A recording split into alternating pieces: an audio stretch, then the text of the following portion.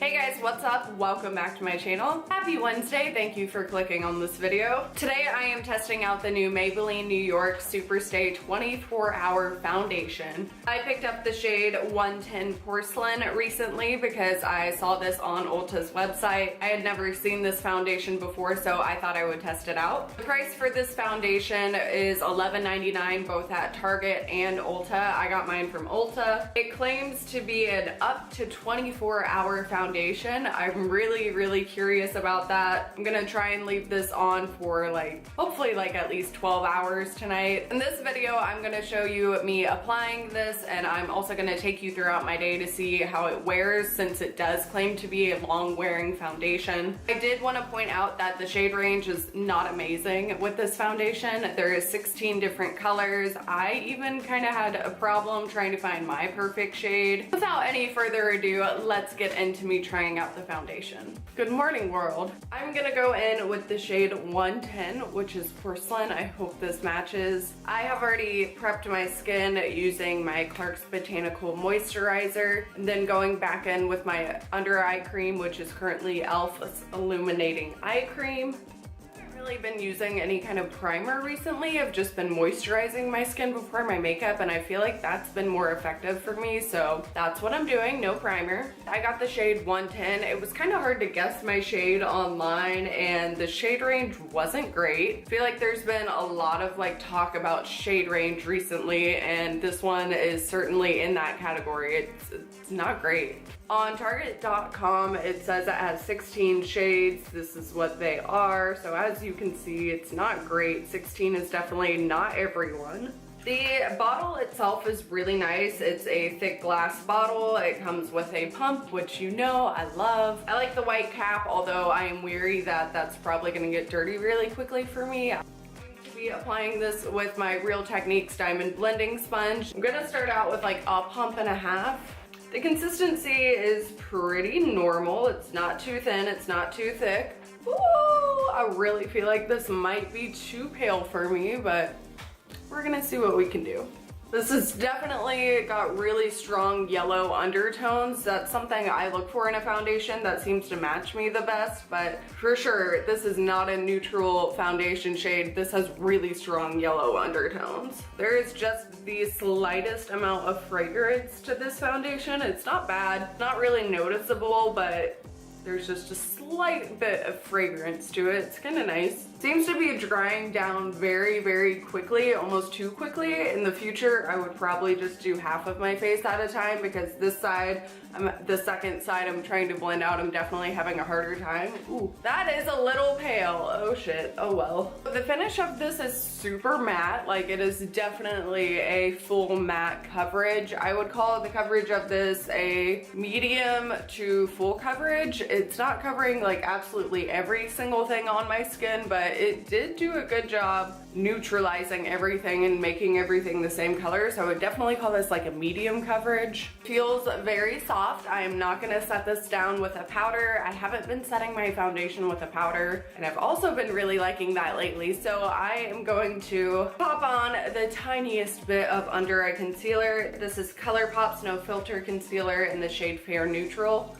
Putting this literally just right in the inner corner of my eye recently, not dragging it out. And the reason I'm telling you that is because I've noticed in the past when I've put my concealer on all the way under my eye, it really accentuates my fine lines and wrinkles, and I'm not that old. So we're gonna stop doing that. So I've just started putting it in that darkest spot of my under eye bags, and then just whenever I blend it in, being very careful not to blend my sponge like this. I am just patting the exact same spot, just keeping right on top of that product. It has no chance to migrate under my eyes where I have the most wrinkles. Okay, now I'm gonna go back and finish the rest of my face. I will be back with you guys in a second. Okay, so this is my makeup totally done. This highlight is crazy. I realized that shortly after I applied it. We're just gonna live our lives today, ignore that. Everything blended out totally fine on top of the foundation. I didn't have any problems with it. It does look kind of dry up on my forehead. Other than that, I do kind of have a runny nose right now, and I wiped my nose a couple of times, and I can tell it's starting to look a little cakey around there. And I do feel like it has oxidized ever so slightly. I feel like it has deepened up just a little little bit. Like I said, I didn't set this with powder, so I know it didn't come from the powder I used, but it definitely looks a little bit darker than when I first applied it. But that is all for now. I'm going to take you guys throughout my day. Like I said, this claims to be a 24-hour foundation, so let's see if it can last somewhere around there. It's currently 11 a.m. I'm gonna show you what this looks like in natural lighting, and then I will be checking back in with you guys throughout the day.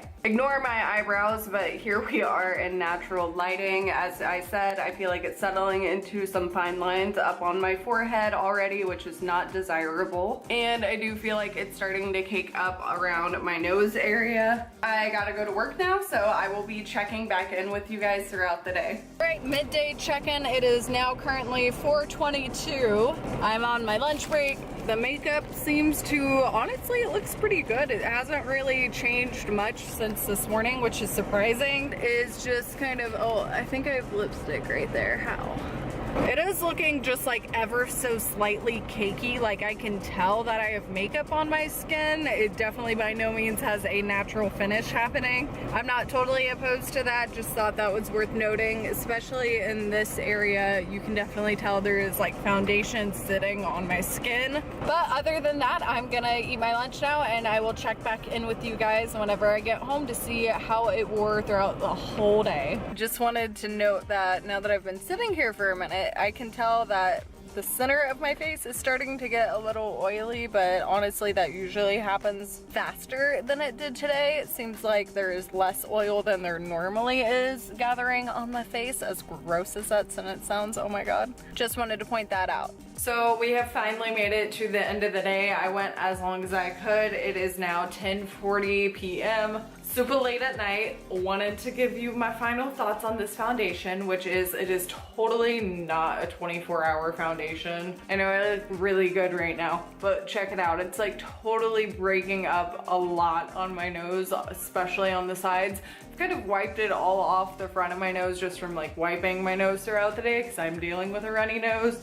But on the sides where I haven't been wiping it, it is totally broken apart and started patching up really weird. And you can just totally tell it's faded a lot off of my skin. It's clung to dry areas. It's just like totally breaking apart. It's on its last leg. That being said, do I feel like I look horrible right now? No, not at all. This foundation is definitely better than a lot of foundations I've tried. I just wouldn't call this a 24-hour super long lasting foundation. Like it didn't necessarily look horrible throughout the day, and it did look slightly better than most of my foundations, you know, like I didn't feel like I got as oily throughout the day, but now that it's been on for like 12 hours, it's definitely like quit. Totally game over. I would totally recommend checking out this foundation if you are somebody who doesn't have dry skin, you have like more luminous skin that you need to kind of set down with a matte foundation, because this foundation is super matte. But I don't really, I'm just kind of finally discovering I don't feel like matte foundations are necessarily the best for my skin type. I do feel like this one was super matte. It set down very quickly. It barely had enough time to finish blending it out before it had all dried down. It did give a really nice coverage, and like I said, I didn't get as oily throughout the day, so I did think it did a good job in that regard, but it is not a 20,